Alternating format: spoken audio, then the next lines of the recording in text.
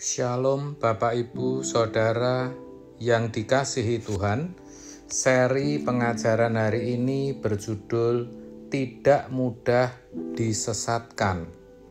Saudaraku, dari dulu namanya penyesat atau pengajar palsu itu sudah ada dan sampai sekarang pun tetap ada. Maka sebagai orang percaya, kita jangan sampai disesatkan, agar iman dan ibadah kita tidak sia-sia.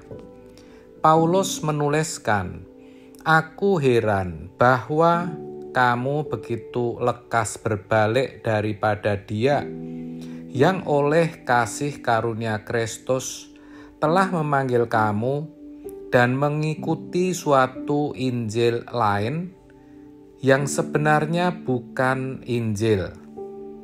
Hanya ada orang yang mengacaukan kamu dan yang bermaksud untuk memutarbalikkan Injil Kristus." Galatia 1 ayat 6-7. Dari ayat ini jelas ada Injil yang lain. Tentu yang dimaksud Injil yang lain bukan Injil yang berasal dari Allah, bukan Injil yang menyelamatkan. Sebaliknya, merupakan Injil yang memutarbalikkan Injil Kristus. Bahkan saudara, dalam 2 Korintus 11 ayat 4 dikatakan, "Sebab kamu sabar saja jika ada seorang datang memberitakan Yesus yang lain daripada yang telah kami beritakan, atau memberikan kepada kamu roh yang lain daripada yang telah kamu terima, atau Injil yang lain daripada yang telah kamu terima."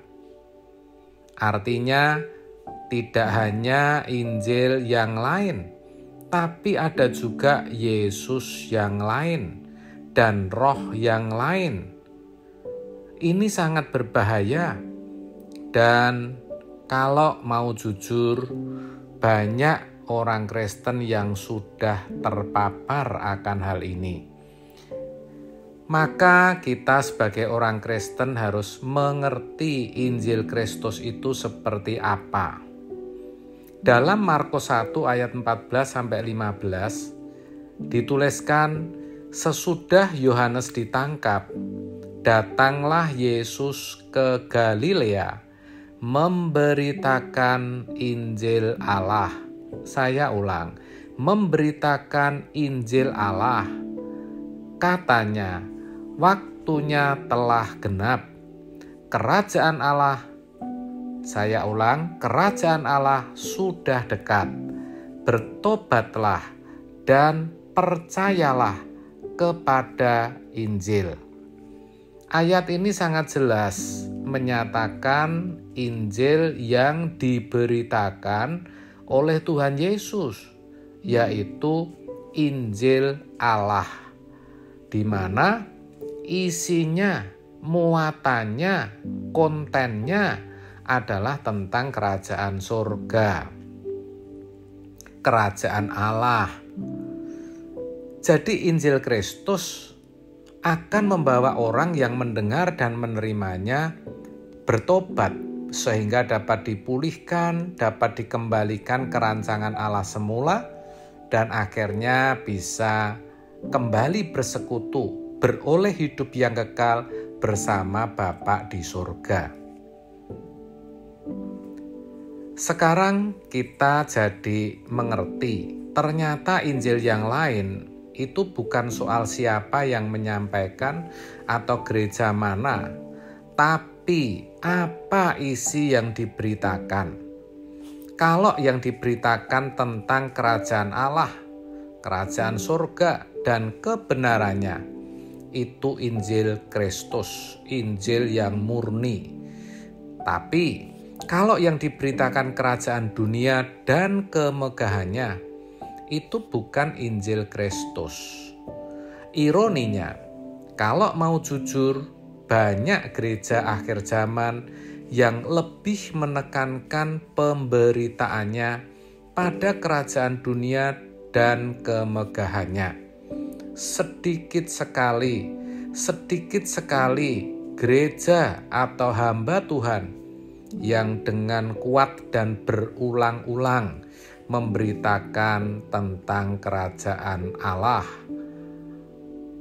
Bahkan hal itu sudah berlangsung dari generasi ke generasi. Jadi kita tidak perlu heran kalau kebanyakan orang Kristen datang ke gereja. Sejatinya itu bukan untuk mencari Tuhan, tapi yang dicari adalah berkat-Nya. Khususnya berkat-berkat jasmani. Bagaimana agar pekerjaannya semakin besar, supaya bisa sembuh dari sakitnya, mendapatkan jodoh atau keturunan, supaya masalahnya cepat selesai, supaya bisa bahagia dan menikmati dunia beserta kesenangannya.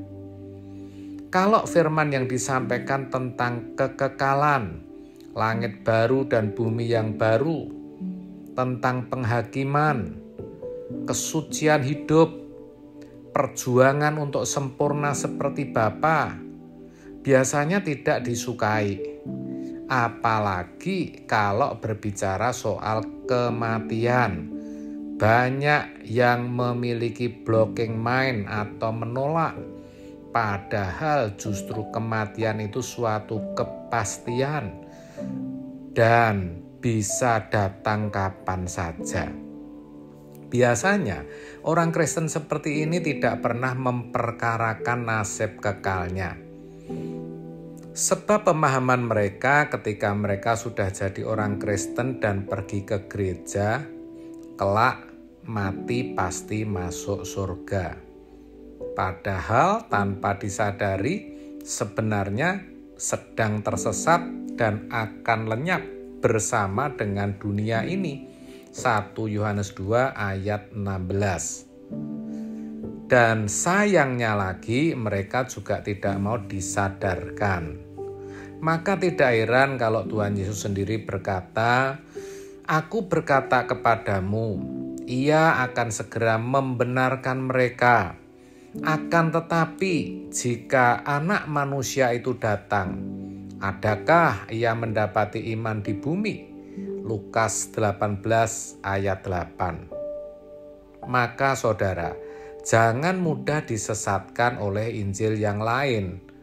Belajarlah mengenali Injil yang murni yang memberitakan kerajaan surga.